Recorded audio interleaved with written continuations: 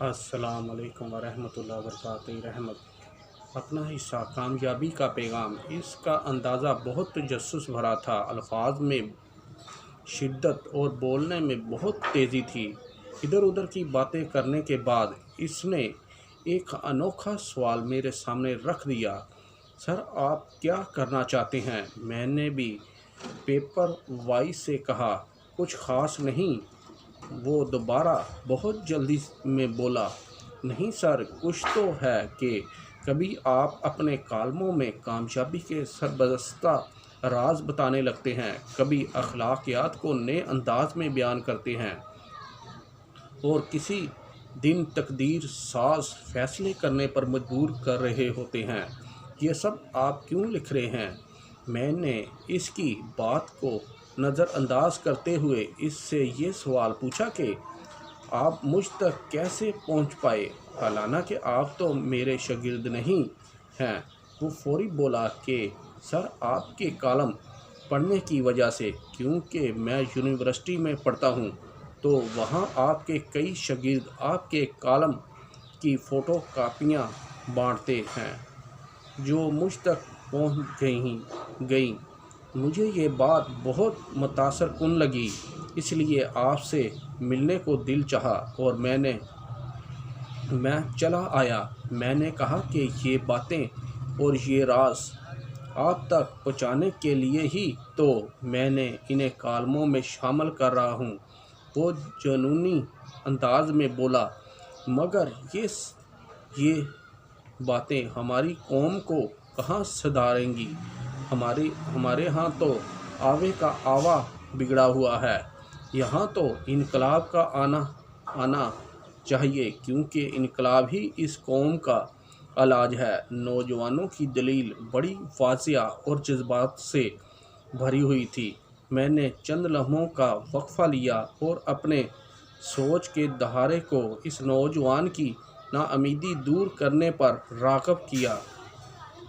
اب مجھے بولنے کی جلدی بھی تھی اور میرے جذبات میں شدت بھی تھی، کیونکہ مجھے اس نوجوان کی کرنا تھی۔ آخر میں نے سکوت توڑا اور بولا، بیٹا، کہتے ہیں جنگل میں آگ لگ گئی اور اتنی خوفناک آگ کو دیکھتے ہوئے سارے جانور جنگل سے باہر بھاگے۔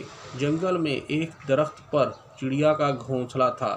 چڑیا نے جب آگ دیکھی تو فوری اڑی اور جنگل کے پاس موجود ندی کے کنارے پہنچی۔ اس نے اپنی چونچ میں پانی کی چند بوندیں بھریں اور جنگل کی آگ پر پھینکنا شروع کیں۔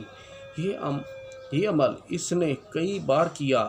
اس دوران جنگل کے بادشاہ شیر کی نظر اس پر پڑی۔ شیر بولا کہ اے چڑیا، تیری چند پانی کی بوندیں کہاں جنگل کی آگ بجھائیں گی؟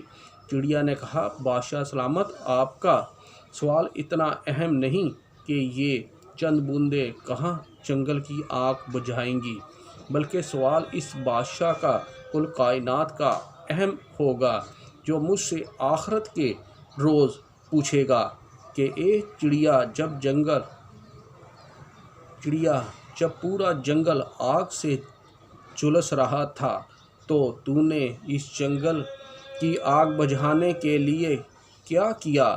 تب میں انتہائی ادب سے اور احترام سے اپنے اللہ کو یہ بتا سکوں گی کہ اے اللہ، اے مالک کل کائنات، جب جنگل جل رہا تھا تو میں نے اسے بچانے کے لیے اپنی حیثیت کے مطابق چند بوندیں پانی پھینکی تھیں، اور میرا مالک خوش ہو کر فقط اتنا کہہ دے گا کہ جا چڑیا، میں نے آج تجھ سے راضی ہوا۔ سو بیٹا، میں اس چڑیا کی مانند اپنا حصہ ڈال رہا ہوں، تاکہ آخرت کے روز جب حساب کتاب کی باری آئے اور مجھ سے سوال پوچھا جائے کہ ہم نے تجھے قلم کی سیاہی سے روشنی پھیلانے کی طاقت دی اور تیری آواز کو دوسروں تک پہنچانے کے قابل بنایا، تو بتا، تو نے اس سے کیا اس وقت میں اپنی حقیر سی کوشش پیش کر دوں گا، اور میرے مالک کا اتنا غفور و رحیم ہے کہ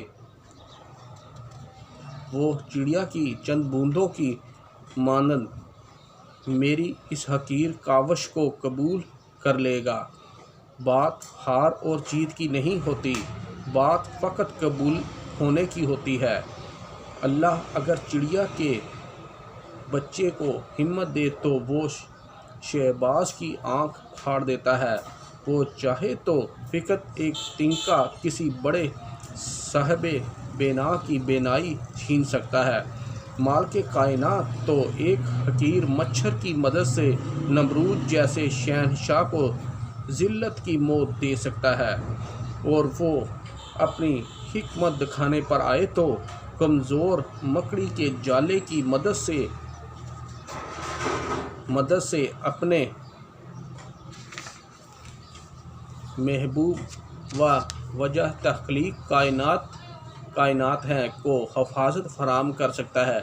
کیا پتہ کسی عبادت گزار کی تکبیر والی عبادت قبول نہ ہو، اور کسی گناہ گار کی عاصی ندامت کے دو آنسو سے بھلے لگیں اور وہ اسے بخش دے۔ سچا امانت دار تاجر آخرت کے روز انبیاء، صدیقین اور شہداء کی صف میں کھڑا ہوگا۔ حدیث نبوی۔ بیٹا کیا معلوم ہے کہ میری یہ چھوٹی سی کاوش کسی کو کل امانت دار تاجر بنا دے، اور جب وہ ان عظمت والے لوگوں کی صف میں کھڑا ہو تو وہ اللہ تعالیٰ سے یہ کہہ دے کہ مالک مجھے امانت دار تاجر بنانے والا ذریعہ تو فلاں شخص کی تحریر تھی، میرے مالک اس کو بھی اس صف میں کھڑا کر، اور شاید اسی وقت میری اس کوشش کا صلہ مجھے مل جائے۔ یہ بات اہم نہیں کہ کسی عمل کا فوری نتیجہ کیا ہے اور وہ کتنا مشہور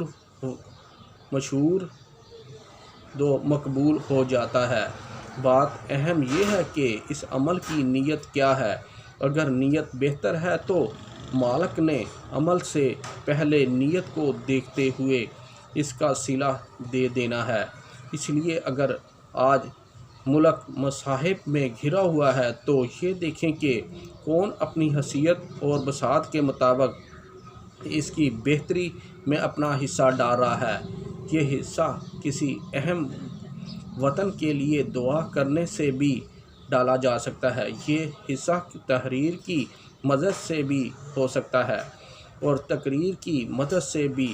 اللہ تعالیٰ کے نبی نے دعا فرمائی کہ اللہ اس شخص کو آباد کرے جو میری بات کو سنے اور آگے پہنچا دے۔